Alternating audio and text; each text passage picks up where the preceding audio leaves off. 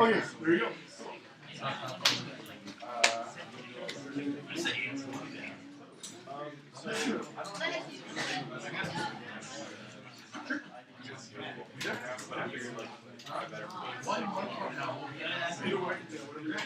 I mean, I'm some small stuff.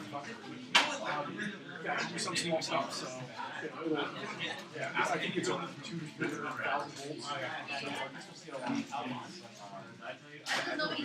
No worries. Okay, so I'm Brett. I've been here a couple other times. Yeah. Hopefully. So normally before I give a talk in any of these classes, first I give it to my wife, who's an attorney, and then she usually doesn't understand any of it, and then I rework it all until she does, and then I feel confident giving it to you. But she totally didn't get this, and I haven't reworked it, so let's just hope for the best, okay?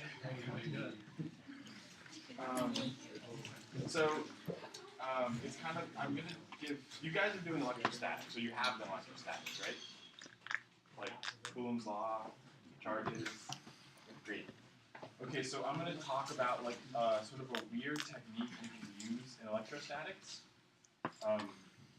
called the method of image charges. And then if we have enough time, we'll play with the little Van de Graaff generator. But we actually sometimes bring in a bigger, cooler Van de Graaff generator from Caltech, which we didn't have today. So we'll see if we can't bring that in sometime later this year, and we can all shock each other, and that'll be fun. Oh, two people today have taken their tongue and touched the Van de Graaff. Yeah, so I wouldn't use your tongue. If you want to shock yourself, was anyone here last year when we did this? Yeah, so, okay, yeah, you guys know, don't use your face. The best place, in my opinion, the best place is your elbow, because there's not a lot of nerves on your elbow. But your face is different. So, okay. Yeah. It's like no one's like, oh man, I totally punched his elbow with my face. It's not a good matchup. Right, so let's talk about image charges. Well, first let's do some review.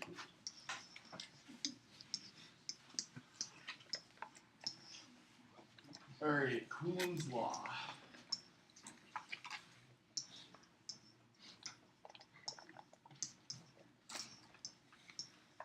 Alright, so Coulomb's law lets you figure out the field from point charges. Right? So let's say I have this picture. Okay, let's say I have a point charge here with charge Q1, a point charge here with charge Q2, and a point charge here with charge Q3. And this one's at position R1. This one's at position R2, and this one's at position R3. What's the total electric field at any point? Right, what is I want E of R.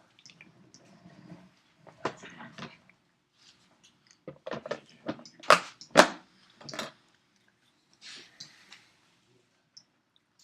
Yeah, so can you guys do this? This is pretty straightforward, right? Is that R1, 2, and 3? Mm-hmm. Like with the Q, the number's the same. They're not E's. Wow, this is terrible. Yeah, that's an R. And that's an R as well, as is this. And they're vectors. Yeah. Okay, so there's a way that I can move this up. I remember there is. If I want to take the screen and move it up, so Oh yeah, you can just grab this and drag the whole thing. Yeah. Okay, you guys have this picture? Real good? Alright, I'm gonna move this up a little bit. Okay, so this is pretty straightforward. Okay, so we can just solve for each field independently and then add them up, right? What lets us do this? There's a principle. It starts with an S. Yeah, superposition. And what does that say? What does it mean? It means that electric fields are vector fields. kind of what makes them vectors actually. Right. So what's E1?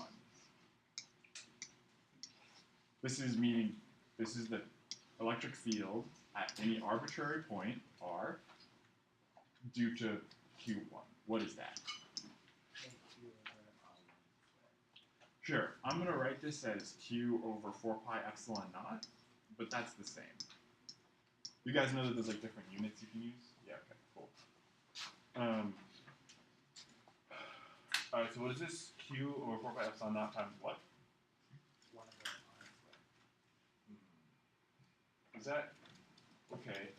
So that would be right if my charge Q1 was in the origin. But it's not at the origin. Well, let's look at the picture.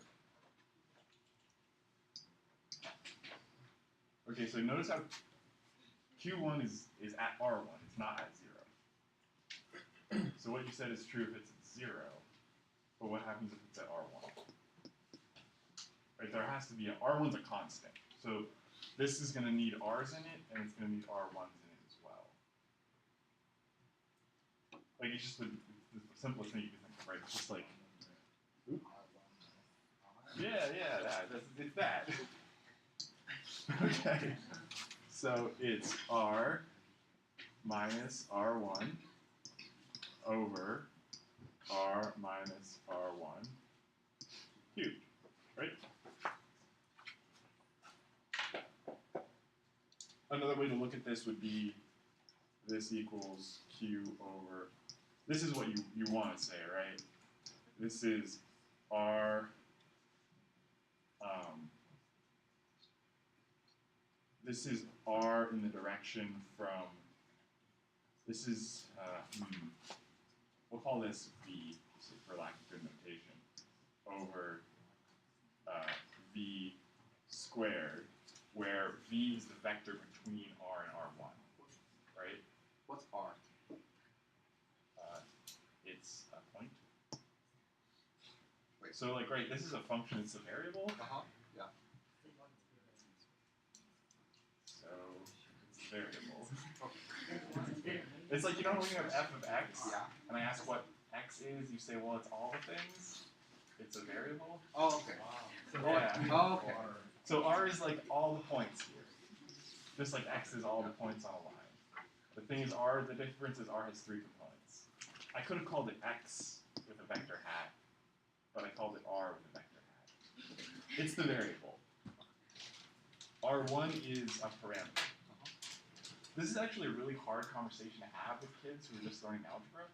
Like, if I say f of x equals ax squared plus bx plus c, do you all know that x and a are sort of different in some way? Right? They are. But how do you explain, okay, so x is anything in general, but a is anything in specific? That can be a really tough conversation to have. Believe it or not. I don't know if you ever tutored kids or just learning algebra, but that's a rough conversation. Okay, so this is like the form you're used to, where v is the vector from that's essentially starts at R1. All right, but yeah, What kind of hat is that? this is a hat. Yeah, like what's the difference between that and a vector hat? Okay, so this is just saying that this is a unit vector. So if I have a vector v, the vector v hat is is in the same direction as v, but there's this a length of 1. Yeah, right. So if you think about this, this is like v over v cubed. So if I divide, I essentially get 1 over v squared, but it's important to keep in mind this is a vector quantity. This is a vector. So we need to express somehow the vectoring is. It's a unit of v. This is a unit vector. It's a vector of length 1 Okay. in the direction of v, Okay. which is the vector between that starts at R1 and ends at R. I mean, okay, are we good? Sorry, this is going a little slow. So this is you guys got this, right? So what's the entire? We'll see if we get through this. What's the entire equation for all 3 points? Okay, like like what is the final answer? E total E of R. All right. So obviously, it's going to be Q over 4 pi epsilon naught. And then what's here?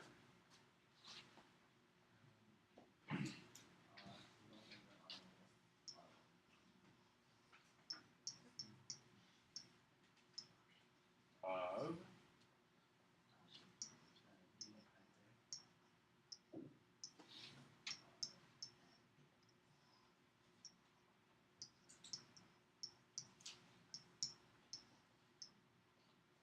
right?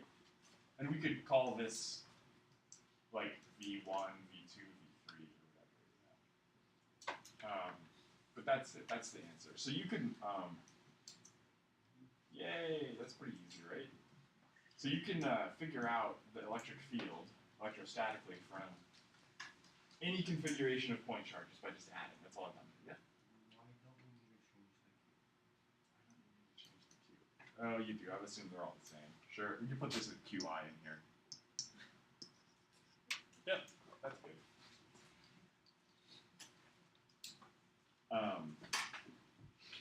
Yeah, I wrote them as Q1, 2, 3, so they can completely different. So yeah, this is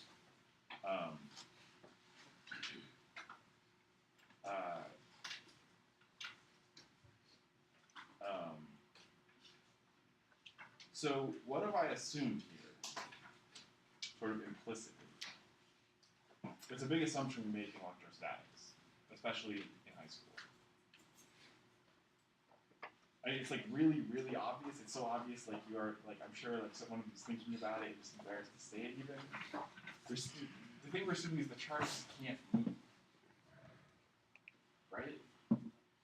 They're going to exhibit forces on each other, obviously. The electric field means. But this is only true if we don't let them move around. If they move around, crazy crap can happen, right? But this is a problem that we have to solve and have to deal with in electrostatics. And I'm going to show you an example that is something you'll definitely run into your freshman year if you take an E&M class. And this is the example. Let's say I have an infinitely long conducting plane. Like, this is a big chunk of metal that goes on to infinity. Okay?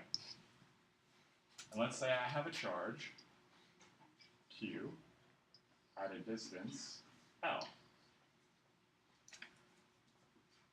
What do we know about the field? And we could say that this is, y equals 0 or something. So what do we know about the field on the negative y-axis? What's the field inside of a conductor? 0. Right, so we know the field there is 0. And this is an electrostatic problem. Once you set it up, nothing's going to happen. But what is the problem with solving for the field out here? Could you guys do it? Could you figure out what the field is out here? Okay, so let's think about this physically.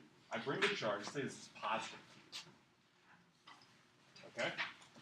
I bring this charge close to a conductor. What happens on the conductor? Well, if it's a positive Q, electrons will get attracted to it, right? So you're going to get a bunch of little electrons here, and all the positive charges are going to go flying away. And so you don't know what the charge distribution is, right? I don't know where all the charges are. All I've told you is there's a charge here, and that's it. So we can't just like add the charges together because we don't know where all the charges are. So this is one of those weird chicken and egg problems, right? Like, to figure out what the field is, we need to know where the charges are. But the charges move in response to the field, so to know where the charges are, we need to know what the field is. Dang it. Okay. We can actually solve this. You all can solve it. You have the ability. And to do it, we're going to use, we're going to essentially turn this into a boundary value problem. Are you guys familiar with the idea of a boundary value? So when you set up a problem like this, what you're essentially doing is you're I am by design forcing certain things to be true at certain boundaries of my problem. For example, what's the potential at infinity? That's a boundary. 0. Okay, if this is an infinitely big plate, what's the potential here? 0. If there's a potential difference, right, it goes on to infinity, and the conductors can't have potential differences or else the current will flow and make it go away, right? So you guys know that the potential on the surface of any conductor is the same everywhere. You're looking at me like I'm crazy. We do. Let's say I had a potential V1 here, and another potential V2 here. What would that mean? Where would the field go? You have two potentials. Come on. You guys know about voltage, right? Nope. We haven't done voltage yet. Oh, no. That's next chapter. Well, this is going to be a tough talk. Sorry. Yay! Okay, let's talk about voltage.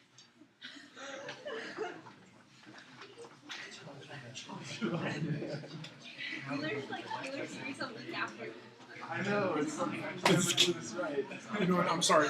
I'll try to be more specific about which things we've done. I Okay. didn't mean to do that to you. That's fine. Well, so,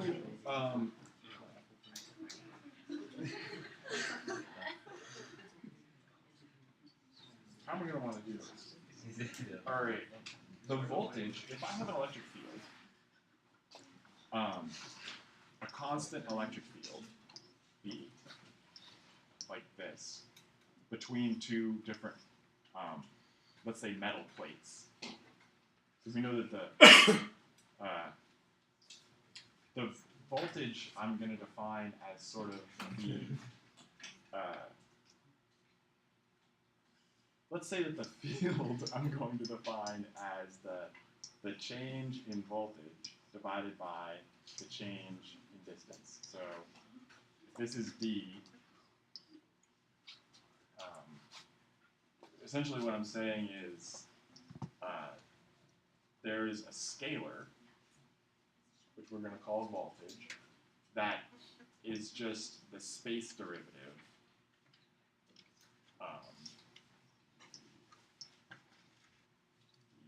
x. We'll call this x because dV does not make much sense, so we'll call this x.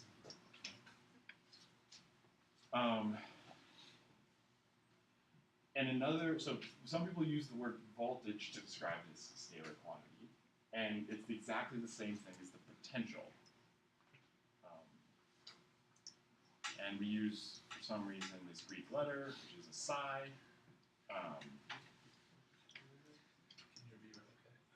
It looks like that.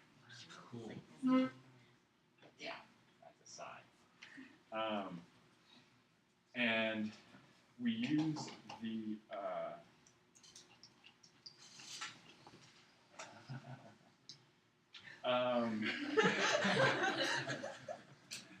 so you know how like electric field has a lot to do with a force. It's a force field, and why is it useful? What's the difference between E and F? Yes, exactly. So, in the same sense that an electric field isn't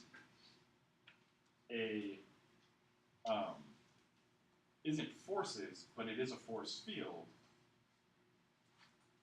this isn't potential energy, but it is a potential field.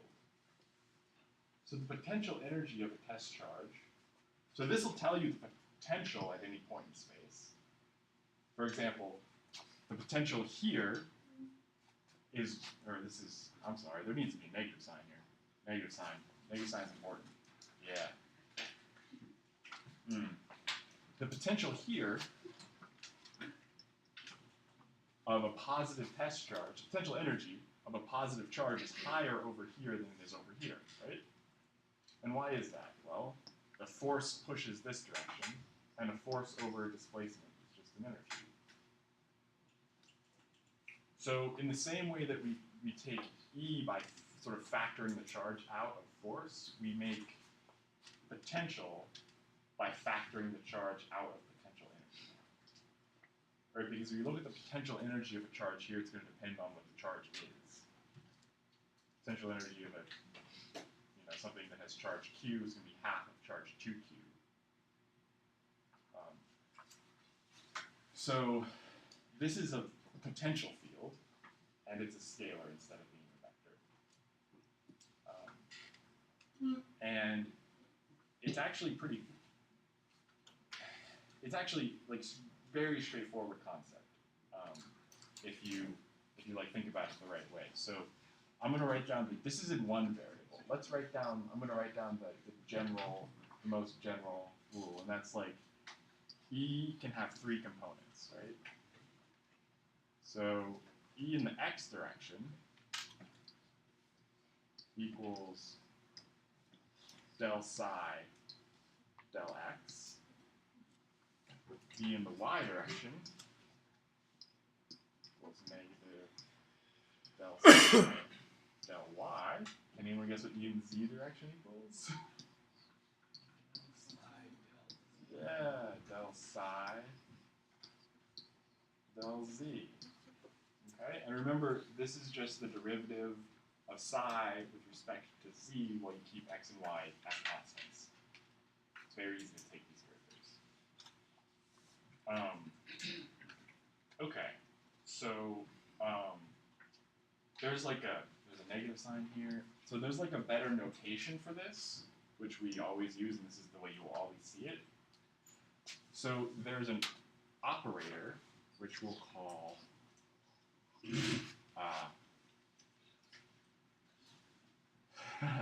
so this is going to be confusing, but bear with it. This operator is called del, and the symbol is called nabla. So this is a nabla, and it means, but we pronounce it del. Okay. So, Brett, what is this thing? Well, it's a vector, and the first component is del x. The second component is del z, or del y. That makes no sense for dz. The third one's del z. Okay.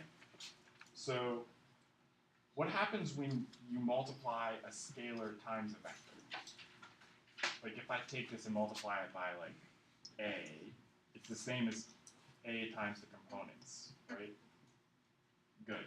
So we can rewrite the equations I wrote on the previous page by saying that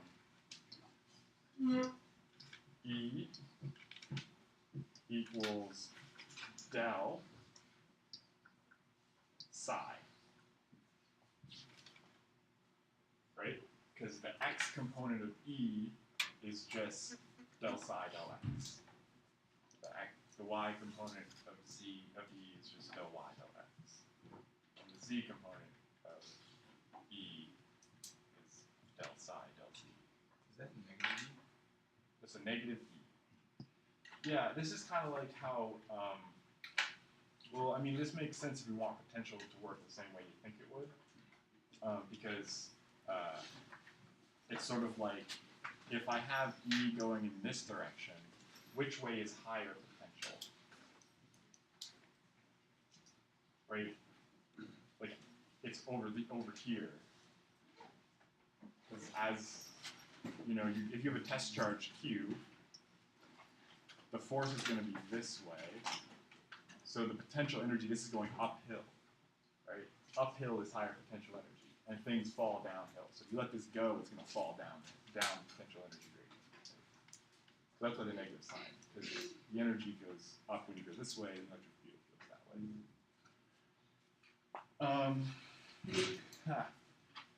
Yeah, well, we might not get through what I wanted to talk about, but this is interesting. Okay, so let's talk about what this means. when you take a scalar field like this is, a scalar field is just, like a vector field is at every point in space there's a vector. A scalar field is just at every point in space there's a number. Can anyone think of a good example of a scalar field that's happening, say, in this room right now? What number can you think of ascribing to every point in space and having it use it? Gravity. Okay, so does gravity have a direction? Yeah, I want like something that doesn't have direction. Oh. Like temperature? So every point in this room has a temperature, right? And it's just a number. But pressure is another good example. Every place in this room has a pressure. Mostly it's all uniform, but you could imagine the pressure over there is a little different than over here. Those are scalar fields. At every point in space, just a number. And it's the same way with potential energy. You think about gravity, the relation between like potential energy and gravity is like really similar to this. I mean, let's think about gravity. This force field going down. What's potential energy? Just a scalar. Energy is just a scalar. That has to do with the derivative of the potential energy is the gravity field. They're actually exactly the same. So let's draw some pictures, because everyone likes pictures. So let's say we have a point charge, a positive one, Q. What's the field look like?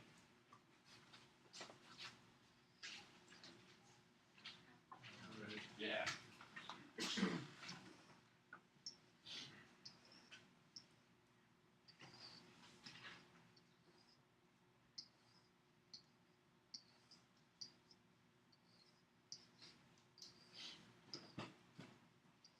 Okay, that's E.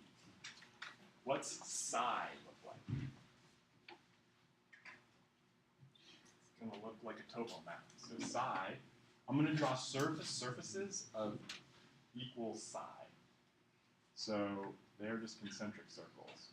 So this is like psi has some value on this circle, and then psi has a different value on this circle, and psi has a different value on this circle. It's like a topo map. You ever seen like a topography map where they use the outlines to designate altitudes? It's exactly what I'm doing. You imagine this like a big hill. This is the highest, and then this is lower, and this is lower. If I were to draw this in 3D, you could imagine having an XY plane, and then psi would be some nice mountain. And right now I'm drawing equal elevations on that mountain. So this is like, psi equals, I don't know, 3, psi equals 7, psi equals 20, whatever. And psi increases in this case like 1 over r. Does that make sense? Oh, we should probably do that. Okay, so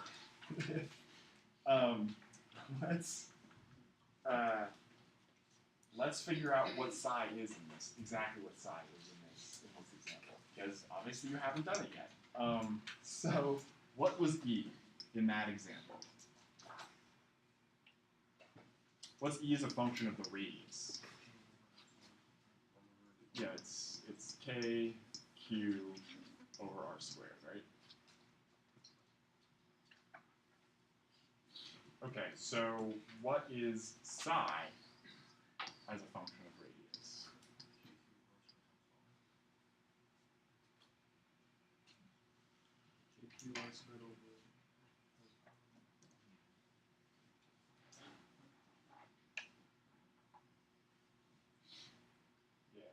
Yeah, it's going to be like,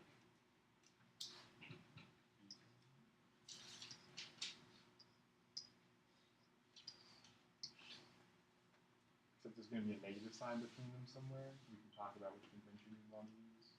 I have to make this a vector and stuff. Because this is, I've sort of implicitly made an absolute value. Right, because like, this is the magnitude of E equals that. Does this make sense? Because obviously, this is just a magnitude. To make this not the magnitude, I'd have to put like a vector in the r direction, or a unit vector in the r direction here. No? Am I talking crazy talk? Does it make sense? Okay, is this a scalar or is this a vector? This thing, right? It's a scalar. Electric field is not a scalar. So this is the magnitude of the electric field. Oops. Right, so this is the magnitude of the electric field that we've written down here. And so you can think of this as being like the magnitude of the potential. This is, yeah, there's going to be a negative sign here. So we can think about, if we look at it from the side, the potential looks like, you know, this. Quick clarification, to get psi, you're just integrating the Yeah. Take the derivative. Just like we had before. I'm kind of like, this is weird because I'm sort of throwing away some dimensions and stuff. If you wanted to do this the right way, right, we would do x, y, and z. But there's like, there's a lot of symmetry in this problem. So I'm just showing, the only real dependence it's going to have is r. It's not actually going to depend on any angles. This is the only place where interesting stuff happens.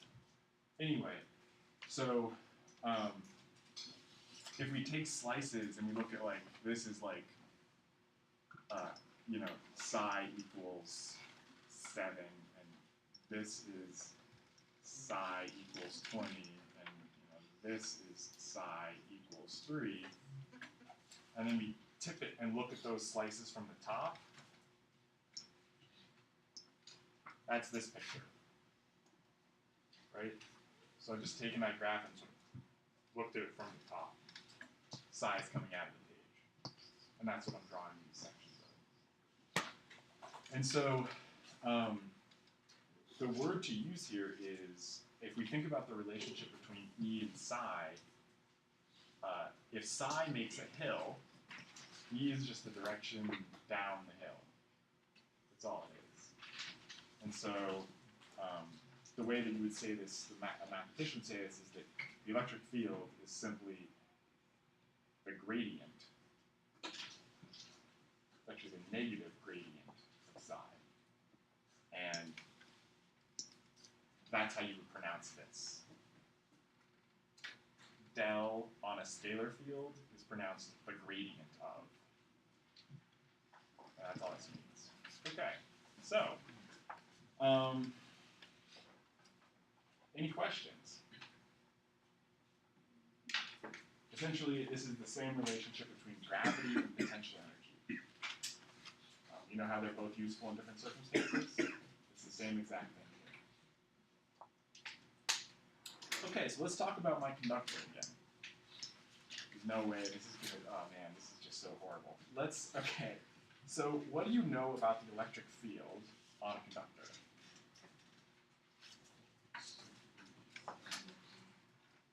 Equal around it. Does it? Let's say I have like a sharp corner of a conductor. Does the field really have to be equal everywhere?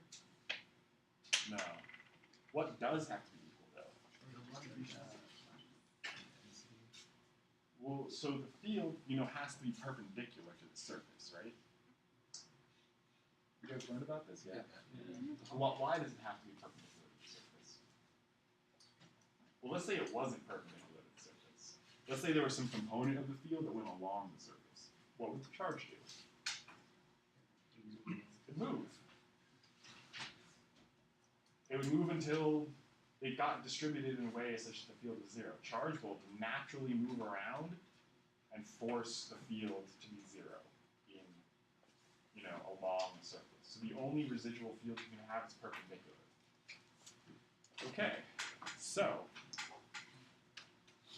if I make a surface where the electric field is, if I go along a surface where the electric field is always perpendicular to that surface, that is a surface of equal potential. So, I mean, what do you see about the electric field in relation to all these surfaces of equal potential. It's always perpendicular. So, like, the gradient is at 90 degrees to, if you think about, like, walking up a hill, the gradient is the steepest way up the hill. And the direction of equal height is where your height doesn't change at all. Right? So the gradient's always perpendicular to that path of equal height. All right, so a conductor always has a perpendicular electric field, and because of that, a conductor defines a surface of equal potential.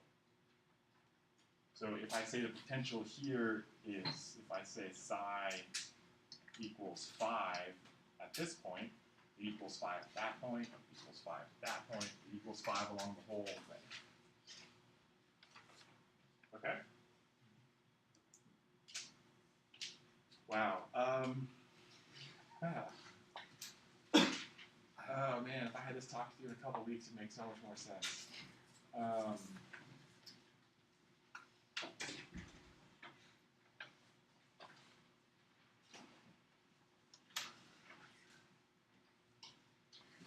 Yeah.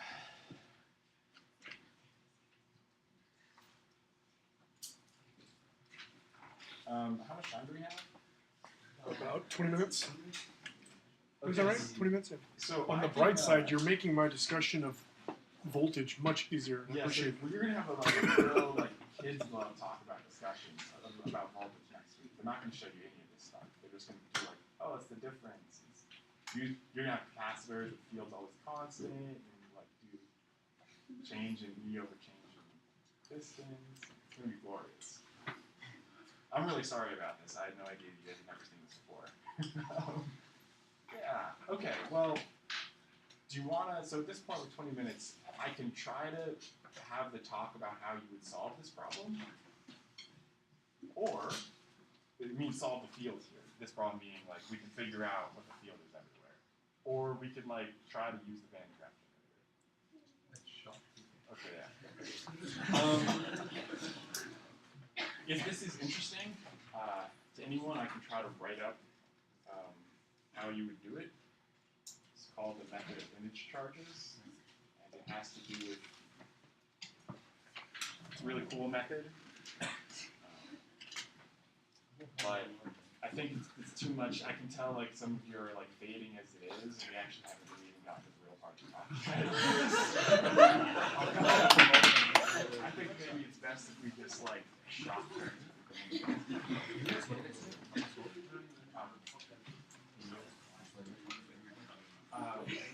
So we can try to go over it. yeah, so the method of image charges is so cool. But yeah, well, let's use a Van de Graaff generator instead. Okay. So what do you guys know about Van de Graaff? You used it before, right? All right, listen. Okay, so who here has not used a Van de Graaff generator before? Mostly everyone. Cool. All right, so this is what they are. I mean, that's what they are. So they're like a big metal sphere, and then there's like a glass stand. And what do you guys see inside the glass? Conveyor belt. The conveyor belt. Yeah. So what do you imagine that does? Yeah, it's kind of like you know, rubbing your hands on a carpet or something. Except like continuously. So inside the base, you can imagine there's like a comb that feeds it electrons, and this thing is like grounded or something. And inside here is another comb that rubs off the electrons and is connected to the sphere. And this thing just keeps moving, and it keeps rubbing off electrons down here and rubbing on the extra electrons up here. You'll eventually charge this up. So, I don't know what else to say about a Van de Graaff generator. Do you guys know what the field for this looks like, right? Okay, do you know what the potential is everywhere here? It's constant. What has a constant potential that looks like a sphere? The point charge. So this is the same exact field as a point charge at the center. That's not exactly a sphere, so this isn't right, but if it were exactly a sphere,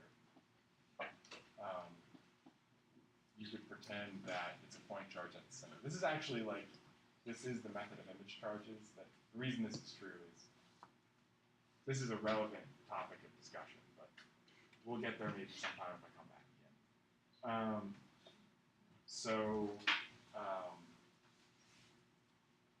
Yeah, I mean, the cool thing about this is it's all static. So you can build up a really big field, and that means you can have a very high potential or voltage. But the cool thing is, so what connects potential, aka voltage, with potential energy? Remember, there's a factor of charge. So if you have a really high electric field or a really high potential, if there's not a lot of charge, there's not a lot of potential energy. And that's exactly what happens here. You can build up a ton of field, but you're only going to get like some very small fraction of a coulomb of charge built up. And so that way when you discharge it, it won't actually discharge that much real energy into you. So it won't like kill you or something. This is at least important. not yet. It hasn't. Yeah, it hasn't killed anyone. No one is like a pacemaker, no. I don't know if that would be bad, but try. I think pacemakers are they're like pretty robust. I don't know. I have a friend with a pacemaker, and like, she seems to be fine.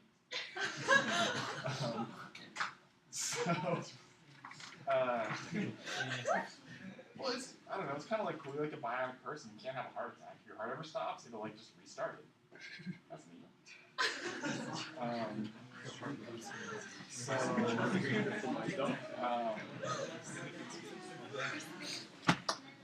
Yeah. Who's first? I don't know. Do you have the aluminum plates? We have. What can we do? So What works? Okay, because sadly, I will admit, Brett and Jack's bandographs are larger than mine. But sometimes in life, you use what you're dealt. So, Word. Okay. so here are our aluminum plates. Okay. So let's look at this for a second. Before we turn it on or do anything like that. Okay. So tinfoil. It's aluminum. It's aluminum. We're gonna use science. It's not tinfoil. You're right. It's aluminum. Oh no, I didn't mean that. I just. So let's use science. Okay, what do we do with science? We predict the future. So what's going to happen, let's say I have a bunch of tinfoil. So there's like a layer of tinfoil and another layer of tinfoil. Well, you know what's going to happen? Yeah. Those of you who do know what's going to happen, So if don't you've seen this blab it. before, don't say anything. But if you haven't seen it before, you don't know what's going to happen. It's the future, man. That's what makes it different from the past. I mean, it sounds funny, but like that's an important point. Otherwise, it'd be completely useless, all this stuff. Okay, so what do you know about charge on conductors? Like, let's say I have a solid conducting. Okay. So let's say I put like it's a big metal ball, and I start stuffing positive charges or negative charges in it, stuffing them in there. Where do they go? They usually distribute themselves. So, are you sure? Like, are there bunches of them in here? They're on the surface because they all repel each other, right? They try to get as far away from each other as possible. So they're all on the surface. And I'm telling you this and you believe it. But you don't know, right? How do you know? Wait, let's do science. Okay, so if they evenly distributed themselves, like, okay, maybe they do. Maybe you're right. Maybe they evenly distribute uniformly. let's say they uniformly distributed. What would you expect to see happen here? Well, they uniformly distribute themselves, right? There'd be negative charge everywhere, including on this aluminum. And the negative charge in the aluminum would repel the negative charge in the sphere, and these sheets would just fly off. Okay. You'd expect them to kind of all fly off together, though. Right? But if instead the charge goes to the surface, the charge is only out here, what would you expect to see happen? They fly off one at a time from the outside in. Right? I mean, this is the point. This is how we do science, right? We build up some like pretend model. I mean, do electrons exist? I don't know. It's just some pretend model, right? But it's useful to predicting the future. Do they exist? Have you seen one? I haven't. Yeah. Right, like, yeah, like, I'm sorry, I'm being a little flippant. But I'm serious, when you take particle physics, like, you'll learn, like, it's all just it's an effective theory. It's a useful description, but it's not, like, the truth. It's very funny, like, self-described itself as not being the truth. It's just a useful description. So, let's see if science works. And I haven't done it with aluminum sheets, so I don't know, but how do we, right, so we expect them, what do we say? Top one, and then next one, and then the next one? This chart on the eye watcher. So, yeah, let's Yeah, we'll no, it's not going to do. This gap of like whatever 20 centimeters would require something that my poor little big potential. Van de Graaff can't do. Big voltage. Here we go. And yay! Science works. So if we do bring back our big Van de Graaff, we can put like a lot of pi pins on it, and you'll see it'll come off one at a time, all over the Yeah, the problem was, sorry, when I tore them, I didn't tear them consistently, so they're all different. yeah, but you can look at YouTube for demos of this, and it's very clear they come off the top one, and then the next one, and then the next one, and then the next one. So this picture, I'm not lying to you. You can like clearly see how it works. I could be right. All kind of stuff sounds good in physics and it's wrong.